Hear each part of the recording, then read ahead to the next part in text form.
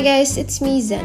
For today's cake is order ng dati kong manager sa work na si Jonah. Chocolate cake base with chocolate ganache filling. Cake size is 6x3 pero pinasobrahan ko yan. Halos 4 inches na yata ang taas. Buttercream pa din gamit kong pang frosting. For the design, wala naman siyang specific na theme or motif. Anything lang daw ako na mag-decide. Basta something lang daw na nagsisimbolize sa kanya. Yung mga ganitong client, ang sarap gawa ng cake dahil lang titiwala sa skills and creativity ng isang baker. Ako naman, out of ideas ako that time dahil hindi ko na siya nakakausap since nag-resign na ako sa work kaya hindi ko na alam yung mga hobbies niya that time. Nag-message pa ako sa dati kong workmate kung anong bagay na cake design para kay Jonah. So yun nga, wala naman yung kaarte-arte, napakasimple na tao kaya I decided na simple lang din yung design at elegant din at the same time. Yung pinaka-base ng cake is natural color lang ng buttercream. Nag-add lang ako ng mga black strokes around the cake and nag-paint lang ako ng mga gold details para elegant talaga siya tignan. Gusto ko i-try yung mga rice paper sails na accent kaya nilagyan ko din. Binasa ko lang yung mga rice papers tapos inilatag ko siya sa silicone mat according sa shape na gusto mong mangyari. Nilagyan ko din yan ng topper tapos yung name na Jonah. Ako lang yung gumawa gamit ang Cricut machine ko. And before I end, follow our business page on Facebook, Daily Treat, while on Instagram, it's at Daily Treat PH. And also follow my page, Zen Cake Vlog, both on TikTok and Facebook. Again, thank you Jonah for trusting. I hope you like your cake.